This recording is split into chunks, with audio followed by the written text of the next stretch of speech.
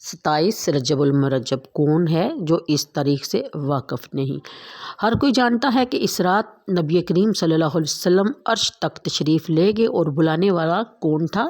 اللہ رب العزت، جنہوں نے فرشتوں کے ذریعے یعنی حضرت جبرائیل علیہ السلام کے ذریعے ان کو بلوا بھیجا، اور بلاوا بھی ایسا کہ نبی کریم صلی اللہ علیہ وسلم کے قدم مبارک کو بوسہ دیا گیا۔ اور بوسہ دینے والا کون تھا؟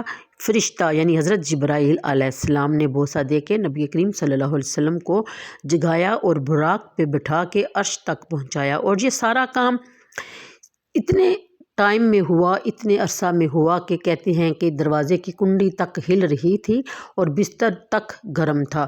اور کہاں نبی کریم صلی اللہ علیہ وسلم عرش بری سے بھی آگے جا کے ملاقاتیں ہوئی تمام اولیاء کرام انبیاء کرام سے، اور اللہ تعالیٰ نے خود اپنے پیارے محبوب کو بلایا، اور ان کے ساتھ جو بھی معاملہ پیش آیا وہ اللہ اور اس کا رسول ہی بہتر جانتے ہیں۔ ہمارے لیے اتنا ہی کافی ہے کہ یہ دن جو ہے، یہ رات جو ہے، ایک مبارک رات ہے، ایک خوشی کی رات ہے، ایک بابرکت رات ہے، جس رات محبوب کا محبوب سے ملن ہوا۔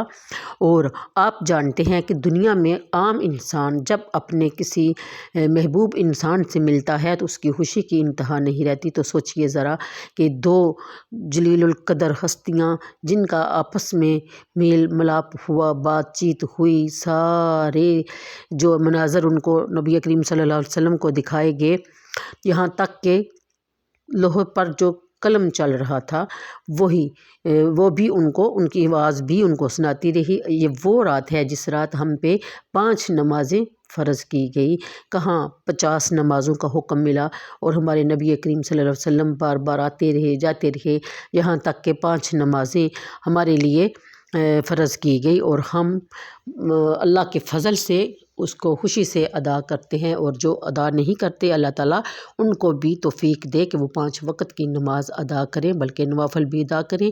اور اس رات کی برکت یہ ہے کہ ہم لوگ اس رات کی خوشی میں نوافل، شکرانے کے نوافل ہم ادا کر سکتے ہیں، کیونکہ بہت سی نعمتیں اللہ تعالیٰ نے ہم کو دے رکھی ہیں جن کا ہم کوئی نعم البدل ہمارے پاس نہیں۔ ہم شکرانے کے طور پہ نفل ادا کریں کہ ہم اس نبی کی امت ہیں جس نے رو رو کے ہمارے گناہوں کی بخشش کی کروائی۔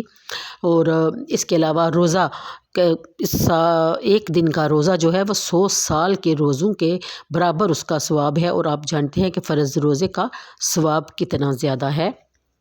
اور اس رات کے لیے کوئی خاص محسوس نفل نہیں ہے کہ ہم نے یہ ادا کرنے ہیں اور یہ ادا نہیں کرنے۔ ہم لوگ زیادہ سے زیادہ نفل ادا کر سکتے ہیں۔ آپ مغرب کے بعد، یہ رات شروع ہو جاتی ہے، مغرب کے بعد آپ اوابین کے نوافل ادا کریں، اس کے بعد اپنا کھانا پینا کھائیں پئیں، اور پھر آپ عشاء کی نماز پڑھیں۔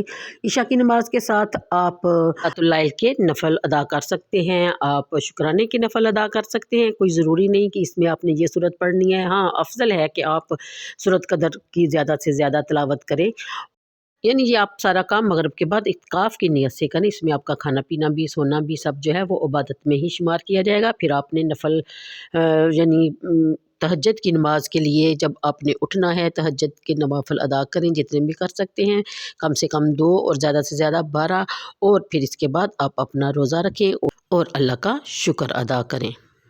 میرے خیال میں یہ کوئی اتنا مشکل کام نہیں۔ ہر مسلمان جو عقیدے پہ یقین رکھتے ہیں، عقیدہ توحید پہ، وہ تو یہ عمل کریں گے اور باعث فخر سمجھیں گے۔ اور مجھے بھی دعاؤں میں یاد رکھیے گا، اور اپنا بہت سا خیال رکھیے گا۔ اللہ حافظ۔